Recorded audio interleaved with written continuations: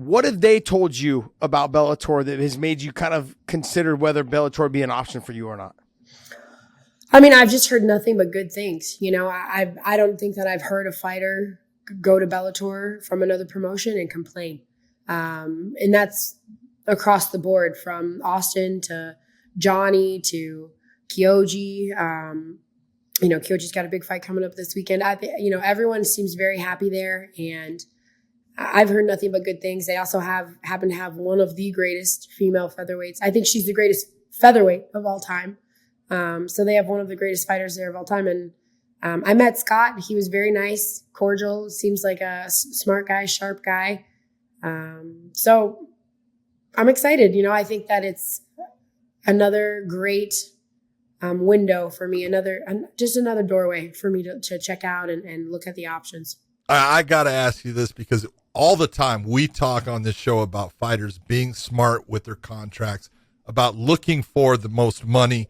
That's why you fight, all those things. As far as, look, this is about being able to get through your career and have money to live on for the rest of your life. And you did that from the get-go. Congratulations. I love it. It makes you smart. That's exactly what we're talking about. But I got to ask you, you've got that background and that competitive nature of you. Is that possibly going to draw you away from what is more money for you to satisfy? I hate to say it, it's your ego, because it is your ego in getting the fights that you want. Yeah, it's tough. You know, I say this a lot, but what people don't realize when you see me getting these big paychecks and these big paydays is that started when I was 6 years old and I walked onto the mat for the first time, when I was 12 years old in middle school, and all my friends were having pizza at lunch and I was having a plum and a spinach salad and skipping home ec class to go to the gym and lift. And it continued when I moved to Boston at 16 and left behind my family and friends and everyone I ever knew. And I had $5 in my bank account. I had to work 50 hours a week at a hardware store.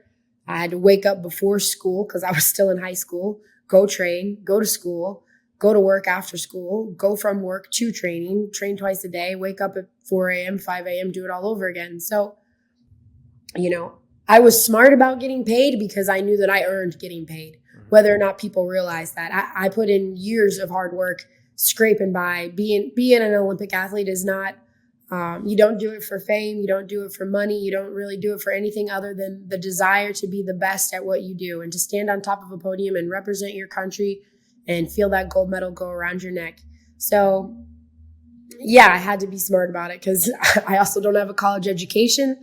I didn't want to flip burgers at, Burger King for the rest of my life. So I guess getting punched in the face for $1 million isn't so bad after all. But this is the other part of that question is, one great fear I have is I've been poor, I've been dirt poor. I've lived off of nothing, and I've been hungry at night when I've gone to bed, and I don't ever want to be that way again. I also have a family now. I have 2 kids. I have to keep a roof over their head and clothes on their back and food on their table. And that's a responsibility that is the most important responsibility to me.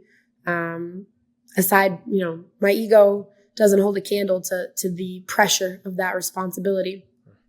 But this is why I have my coaches and my advisors in my corner. I think that from Dan Lambert to Mike Brown to my judo coaches, Jimmy and Big Jim, to my manager, Ali, the gym manager, Richie, they all have my best interest at heart, and they all have an opinion on what I should do, and I'm going to take their advice seriously. And despite what I may want to do, despite what I think I'm ready for, I'm going to have to listen to them. And if they say jump, I'm going to say how high. So this is the part where I've done all the hard work. I got everyone paying attention to me. I've won every fight in the first 2 rounds this year. I've made a little bit of a statement, and now it's time to do what they think is best. So that goes to my next question is, you've been able to walk through everybody, like you said, everyone under 2 rounds or in the 2-round mark, and you're making a ton of money. You're winning the $1 million.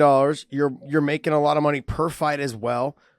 Why even bother entertaining other issues, like entertaining other things? Why? Like, just keep doing what you're doing in the weight class that you're doing it. What's that? I mean, that's something you can't really describe. It's something you can't explain. I mean, I've had this itch, this burning fire inside of me since I was 6 years old. You know, a lot of people wanted to grow up and be a doctor or a firefighter or a singer or an actress. I grew up wanting to be the best in the world at whatever it is I did. John's had that itch too, and I told him there's medication for that. But it's cake. It's a good itch. It's a good itch. It is. I just want to test myself. I just want to, every day I wake up and I want to be the best possible version of myself. And I want to go to sleep at night knowing that I put everything into the day, whether it's being the best mom, whether it's being the best dishwasher, whether it's being the best fighter, daughter, whatever it may be. I want to leave it all out there and live a life worth living. I don't want to wake up every day and live the same day for 50 years. You know, I have a desire to test myself against the best. And I think I also have what it takes. You know, I believe in myself. I believe I can be the greatest of all time. So so here's the thing. You know what I'm trying to get to is you train with someone who you just said is the best featherweight in the world. No, you she's test yourself. She's the greatest female fighter of all time. I said Cyborg. Female.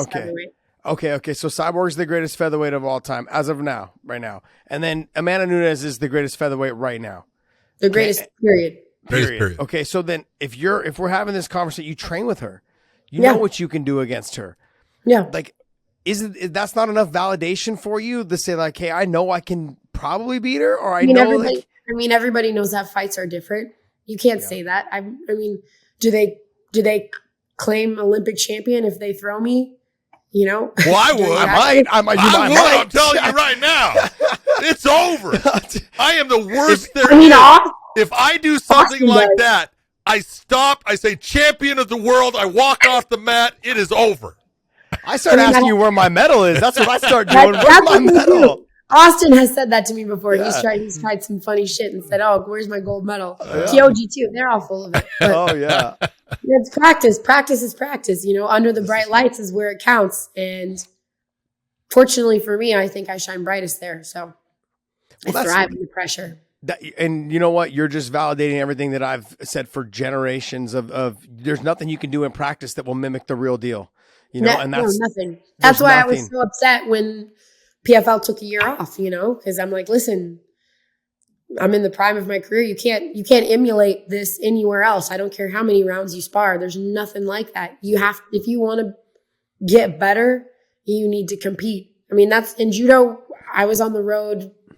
I lived out of a suitcase my whole career. It was from one tournament to the next, to the next, to the next. I went to so many Uzbekistans and Kazakhstans and Chinas and this and that. And you can't even, some crazy places. But yeah, no offense to Uzbekistanis. God bless. Oh, I think our whole thing that we're talking about. You've taken a different path and a different road than other fighters based upon you came in with that background, similar to what when Gable Steveson was looking at where he was going to go. He's a different package, just like you were a different package when you came into the sport because you had attained something that most people can never get, and you did it twice, which is amazing, absolutely amazing. But when you take a look at the sport, especially when it gets into ladies that are of that 145, because you've been fighting 155, how hard is it going to be? I know you did it with Invicta. How hard is it for you to get to the 145? And is it something that you can consistently do show after show? Yeah. I mean, I walk around at about 160 to 165. I woke up at 160 this morning. I do think I can make it in a healthy manner. Okay. I don't think I can make it 4 times a year in 5.5 months, like for the PFL. I just don't think that's reasonable. And I think it would take a major toll on my body and on my performance. I also just don't love cutting weight. I don't believe in it. I think it's kind of it's nasty. Yeah, it's shitty. It's stupid. It teaches kids the wrong message. And I was always taught that if you wanted to win, you'd win at whatever weight you fought at. It didn't matter.